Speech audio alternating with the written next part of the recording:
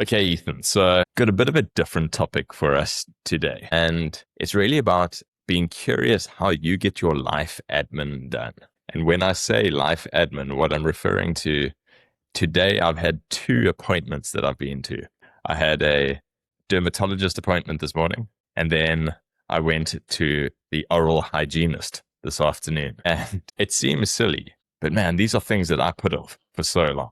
It's so bad to get there. It's just, I'll be honest, I've got an admission. My wife booked both those appointments for me, and they ended up in my calendar. That's how bad I am at making it happen. And maybe that there is the life hack. But I was wondering to myself earlier today, should we take like a life week during the year where every year you take essentially a week off, and it's your life week. It's all these big things that you need to do for yourself that you just never do, and you line them up. You have your annual health check, and you go to your oral hygienist, and you go to the dermatologist, and you get some other admin stuff done. You go spend time at the bank, whatever it may be. Because man, for me, these are cans that I just kick down the road. And sometimes I will kick that can down the road for years. And I think particularly on the health side of things, I'm very aware of it now, having a young son. I want to be around for a long time. And when it's kind of just you kind of live and die by the sword, and you kind of have this very carefree attitude. But I've got responsibility to my wife. I've got a responsibility to my son, that I look after myself. And anyway, I'm getting off topic there, but it's like, how do you fit this in? Or what is your process been to make sure that these really important things happen regularly? Because I need to make sure that it happens for me. Yeah. Well, first of all, statistics show that men are worse at this than women are by far when it comes to like making doctor's appointments and health appointments, especially when it comes to preventative stuff. I mean, most men, we don't go to the doctor unless something's bleeding or broken. Like it's a last resort. But what I'm starting to notice is, in fact, sadly, one of my classmates from high school just passed away. I mean, this guy's in his 40s. He was actually the salutatorian at our school, Sam Hong. So RIP Sam. It's salutatorian. I don't know if y'all use the same language, but the second smartest person in the class, basically, right under valedictorian. But great guy. And, he was in shape and healthy. From the outside and from all appearances, he was healthy. But rumor has it, I have no idea if this is true. I heard it through multiple people, but rumor has it that he had high cholesterol, even though he was active and it seemed healthy. So the importance of getting your actual numbers checked, the older we get, I'm seeing it more than ever. Like you have to get under the hood. You can't go by how you feel or how you look or even your routines. Even if you do work out and think that you eat well, you have to look at your actual numbers. Just like in business, you got to manage by the numbers. So a few things that I do, I use a lot of tech to help, surprisingly, but there are some apps that will automatically I think twice a year, it nudges me to go get my blood panels done. One of them is Ultra Human, and there are a lot of them popping up on the marketplace now. So I'm definitely not endorsing any one of them. Just get one where you can go get all of your blood panels. Now it's not cheap. I mean, there's another one called Superpowers. I tried that one, and what I didn't like about it is that they charge you a membership fee. And then when you go through the checkout process, they add all these things to your cart, like all these additional panels. I wish they would just give me one fee up front for everything, right? So that's what I liked about Ultra Human. But there are more and more of them popping up. Just sign up for one, and it will remind you every 6 months or every year at a minimum to go get all of your blood panels done. And then you go, and I mean, they literally took like 14 vials of blood. So it's a lot of blood they're taking out because they're testing like over 100 different things. But then you get your markers back, and I mean, it's very eye-opening. I'll take those results, I'll put them into AI, and now I have like a health coach. It doesn't substitute a doctor, but it's a quick second opinion, and I can run anything by it related to my health. So putting it on autopilot helps using the app. When it comes to the dentist, most dentists that I've been to have a great system where when you leave your appointment, they go ahead and schedule you for your next appointment. So I make sure that I do that, because if I put it off, in fact, a few years ago, I didn't go to the dentist for like 2 or 3 years because I didn't even realize it. The time just went by so fast. And actually, I think this was like during COVID. So You couldn't go into the dentist at the time, and then I missed that auto booking for the next one. Next thing I knew, years had went by, and I had to get some stuff fixed. So any way you can put something on autopilot, I'm always a huge fan of that. Yeah, I think you've done it a good way. And the problem is, for me, I use time as an excuse a lot. So that's why I'll put these things off. And that's why I was wondering if condensing it, particularly the in-person. So there's a lot that you can use tech, or a lot of ways you can use tech to help you. But there's still, to get blood done, you've got, maybe somebody can come to your house, I'm sure, but you've got to physically have that done. To get your teeth done, you've physically got to have that done. To have your skin checked out, you've got to physically have a dermatologist check it out. Although, having said that, I know they do a lot of online and things via photos these days as well. But everything takes time, and I think when it's dotted all over, and that's why I've fixated on this idea of the health week. And you're the man that could help me figure out, how do I have them, and how do I create an agent that its responsibility is to help me with my health week.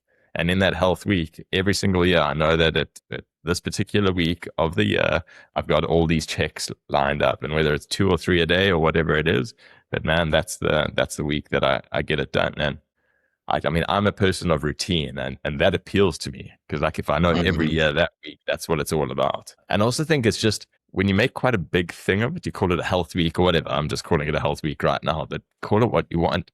It becomes a real reminder that needs to overflow into other areas of your life as well. Because if I'm going to focus on my health for a week, well, why can't I focus on my health for a month? Why can't I focus on my health for a year?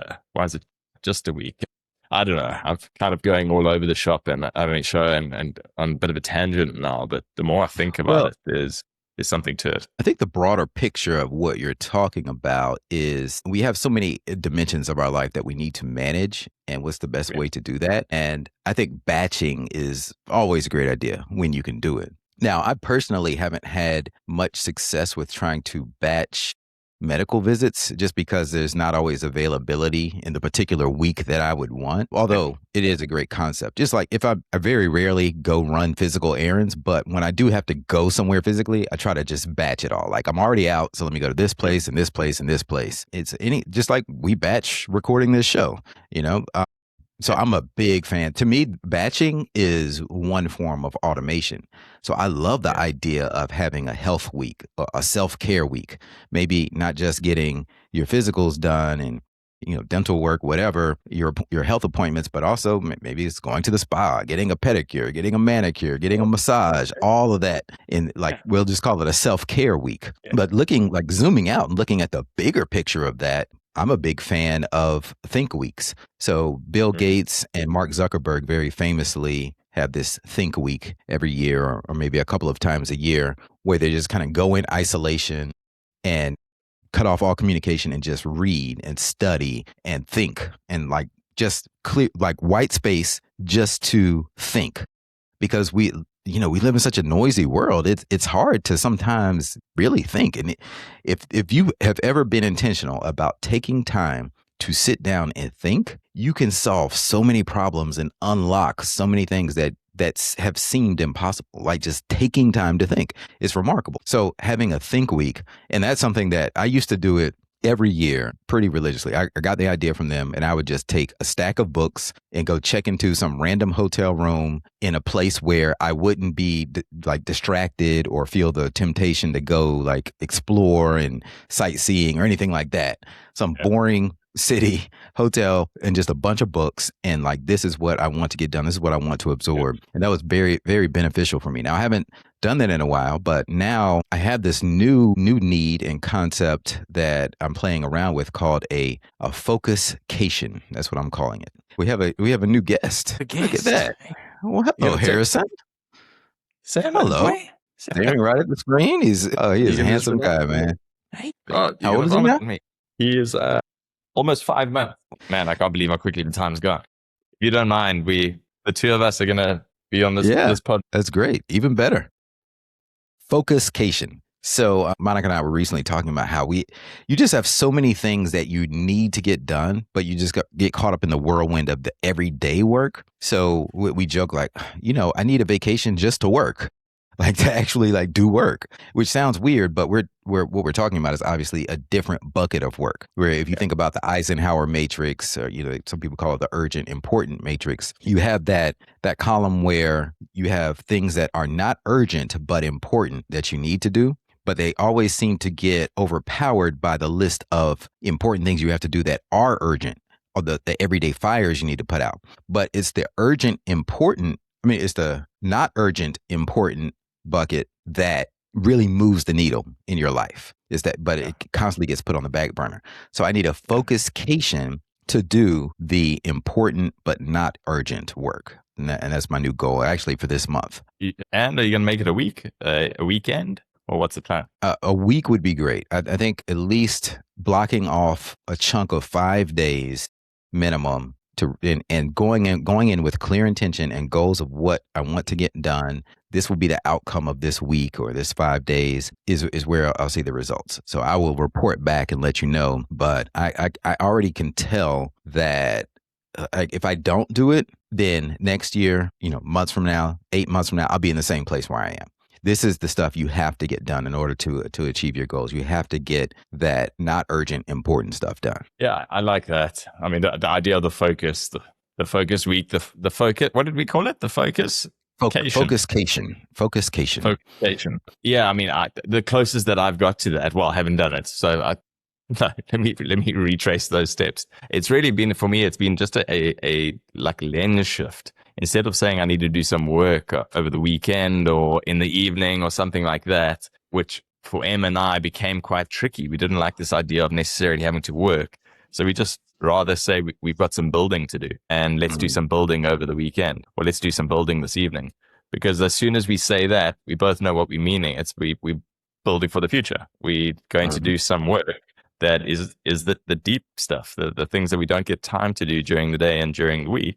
That is really important, and we know it's going to be the foundation of what we're wanting to build as a family and build for ourselves. So even just changing some of those, there's just the wording of it has made it that much more palatable when we say it to each other, rather than kind of getting somebody's back up or getting somebody defensive, being like, "Hey, you're not supposed to be working in the evenings. We're not supposed to be working on the weekends," or whatever it is.